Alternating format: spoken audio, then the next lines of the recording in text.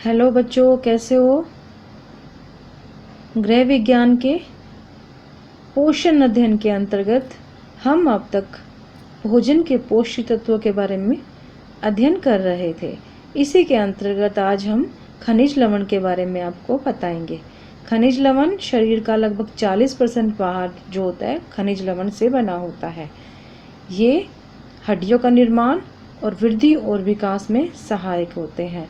Mainly कौन कौन से होते हैं? आयोडीन, कैल्शियम, लोहा। तो आज हम आयोडीन के बारे में पढ़ेंगे। आयोडीन क्या है?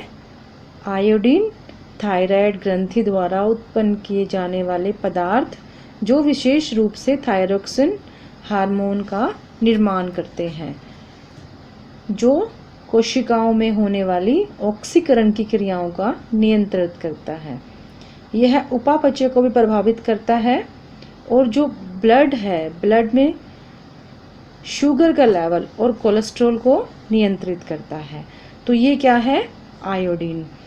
आयोडीन की कमी से बहुत रोग हो जाते हैं। तो इससे रोग कौन कौन से होते हैं? बोनापन, मिक्सोडीमा, हाइपरथायराइडिज्म। आयोडीन की मात्रा कम होने पर थायरोक्सिन पर्याप्त नहीं बन पाता, तो ग्रंथि क्या करती है? अधिक से अधिक प्रयत्न करती है ताकि शरीर की आवश्यकताओं को पूरा कर सके। इस सिचुएशन में क्या होता है कि गले में एक उभार आ जाता है जिसे हम घेंगा कहते हैं, यानी कि ग्रंथि का भार बढ़ जाता है, आकार बढ़ जाता है। उससे सांस की नली में दबाव पड़ता है और सांस लेने में दिक्कत आती है। मेनली क्या होता है? आवाज भारी हो जाती है, जिसे हम घेंगा रोग कहते हैं। आकार में वह बोने की तरह लगेगा। मानसिक विकास अवरुद्ध हो जाएगा। हाइट मतलब छोटी रह जाएगी। ये देखो, घेंगा रोग है। इसमें थायराइड ग्रंथि के आकार में बदलाव आ गया है। इसे गलकंड भी कहते हैं, जो तिल्ली के आकार की होती है और गले में स्थित होती है। घेंगा रोग आमतौर पर दर्द रहित होता है, इसे पता भी नहीं चलता, आकार में यह बढ़ जाता है। दूसरा रोग है मिक्सोडीमा। मिक्सोडीमा शरीर गठन संबंधी रोग है जो थायराइड ग्रंथि की न्यून क्रिया के कारण उत्पन्न होता है। थायराइड रस की कमी के कारण विभिन्न आयु में विभिन्न लक्षण दिखाई देते हैं। इसे हम मिक्सोडीमा भी कहते हैं। यदि बड़े होने के उपरांत भी शरीर कम आयोडीन प्राप्त करे तो थायराइड ग्रंथि बहुत ही कम थायरोक्सिन हार्मोन बनाती है, जिसे हम मिक्सोडीमा कहते हैं। इससे शरीर का भार बढ़ने लगता है, बढ़ जाता है मतलब भार, और बाल गिरने लग जाते हैं, त्वचा खुरदरी हो जाती है। इसे हम मिक्सोडीमा कहते हैं। हाथ और पैर में स्वेलिंग की तरह से होने लग जाता है, भार हो जाता है, जैसे कि आप इस पिक्चर में देख रहे हैं। बोनापन, जैसे अभी मैंने आपको बताया था कि पर्याप्त मात्रा में गर्भावस्था में अगर गर्भवती स्त्री आयोडीन ग्रहण नहीं करेगी तो शिशु बोना रह जाएगा। यह एक आनुवंशिक समस्या भी होती है। थायराइडिज्म दो तरह का होता है। Thyroidism, hypothyroidism, hyperthyroidism.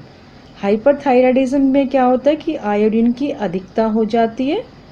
इसमें थायराइड ग्रंथि सामान्य से अधिक कार्य करती है, भार कम होने लगता है, मानसिक रूप से उत्तेजित रहता है, अस्थिर रहता है, अर्थराइटिस रोग भी हो जाता है, आंखें बाहर की ओर निकल जाती हैं, हृदय गति रुक जाती है। हाइपोथायराइडिज्म में भी यही काम है, वेट गेन होने लग जाता है, अर्थराइटिस हो जाता है, डिप्रेशन, स्किन संबंधी प्रॉब्लम हो जाती है, थकावट रहती है, मानसिक रूप से अस्वस्थ रहता है, पीरियड्स में भी प्रॉब्लम रहती है और मसल्स में दर्द रहता है। इसे हम थायराइडिज्म कहते हैं। इसके स्रोत क्या हैं?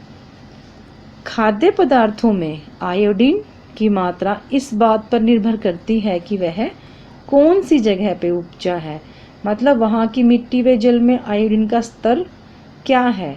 समुद्र के किनारे सब्जियां उगाएंगे तो वो आयोडीन से भरपूर मात्रा में होगी, यानी कि समुद्र के किनारे जो खाद्य पदार्थ पाए जाते हैं उसमें आयोडीन की मात्रा अधिक होगी।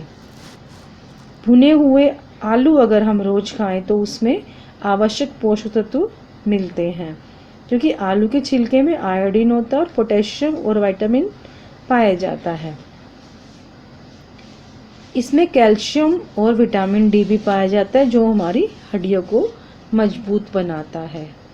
आयोडीन नमक है, समुद्री मछली है, इसमें देखिए आप पिक्चर में ये जो सी फूड है वो सब आयोडीन के स्रोत हैं। धन्यवाद। Stay healthy, stay safe.